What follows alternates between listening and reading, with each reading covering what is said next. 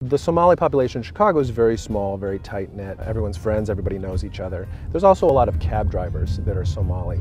Somalia, due to its location on the Horn of Africa as a port and a hub for trade, it's got a whole bunch of different influences. So you've got basmati rice, for example, you would normally associate it with Indian or Pakistani food in the subcontinent, but you've also got pasta due to the Italian imperialist presence in that area. So we're going to go head over to Mogadishu Somali restaurant now.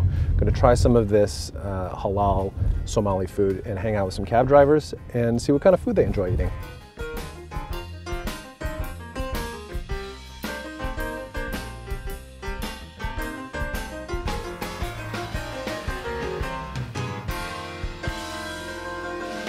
So right now it's sort of in between breakfast and lunch hour here at the Mogadishu restaurant. So what I'm going to do is I'm going to get some breakfast and I'm also going to get some lunch, and maybe we can kind of observe the differences and try a little bit of both.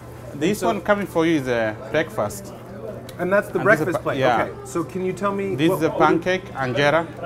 It's lighter than the Ethiopian one. Okay. And then what do I eat that with? You can eat with the tea and olive oil. Yeah, black tea, olive oil, or sesame oil. So just put the oil on the bread? And put the tea on it. And put the tea on it? On it, yeah. Oh. And that's how they eat. Oh. Yeah. Okay. And then you eat with your hand. Okay. Or if you need... Now we're talking. Yeah. All right, that sounds great. Lunch, you can order with the chicken legs or fish. Then yeah. I will have some chicken legs. Yes, chicken legs so.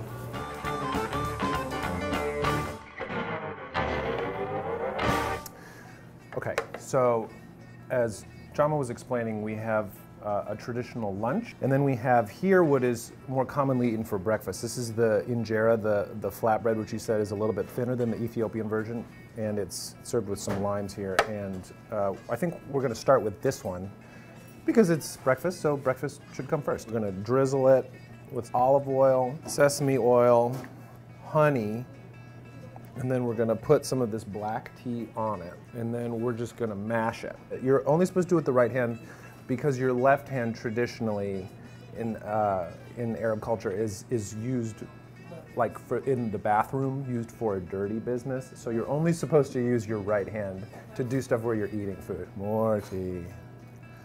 Now we're really going to town here. This is business.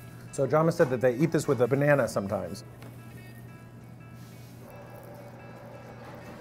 This is great. This is the best. The mixing of the tea into the food is what's particularly interesting about this. I've never had a meal where you're instructed to pour hot tea into your food and mush it up with your hand. So the black tea is like a really nice, sweet, floral, bitter flavor. It sort of cuts the fattiness of the oils and the sweetness of the honey, and it sort of like grounds it a little bit more. I am pro pouring hot beverage on your food.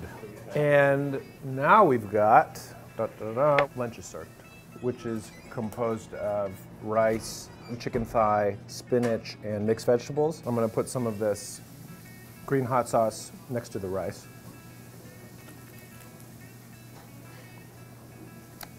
Whoa! You know the cartoon where you feel like suddenly the temperature rises in your face? Like a thermometer, that's how I feel right now. It's really, really spicy. It's really delicious. Okay, here we go.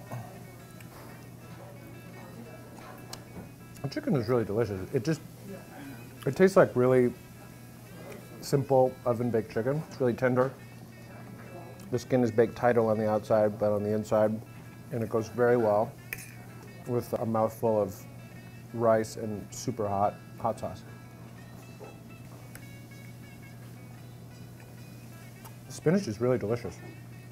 I was expecting it to have kind of like a saag, an Indian saag taste, but it's not nearly as strong. It's much simpler, if that makes any sense. It's not overly seasoned, which is really nice.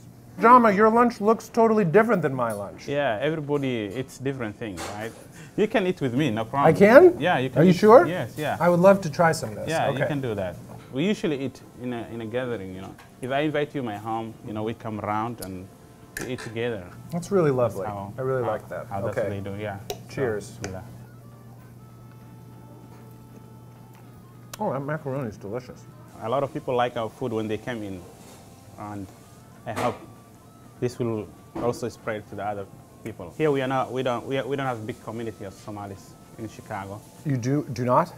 It's not very big community. I mean, compared to Minnesota. Maybe we could talk about this for 1 minute. So why Minnesota? That is a frigid hellscape. Minnesota, I hope, is the first state who accepted large number of Somalis. When we come here, people, they don't speak good English. Everyone want to say, where are you? I'm in Minnesota. So he want to move. It must be hard, though, because it's so cold. It's cold, but it's only for 3 months cold. The rest of the year is... Fair point. Yeah.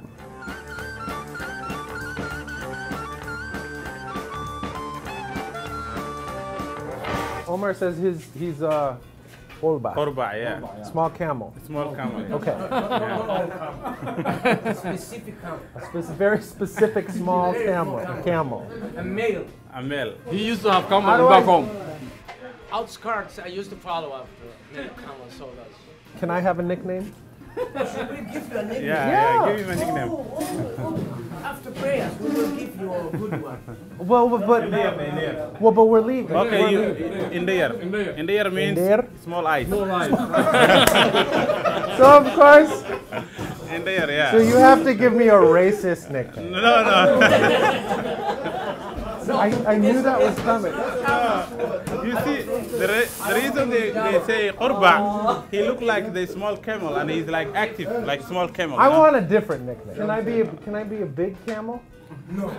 Well, so I have to be like a Chinese camel or something like that, which I guess I'll take it. Give me a break. All right. Really hope you enjoyed this episode of Dining on a Dime at the Mogadishu Somali restaurant. And if you would like to watch more episodes, please click here to watch.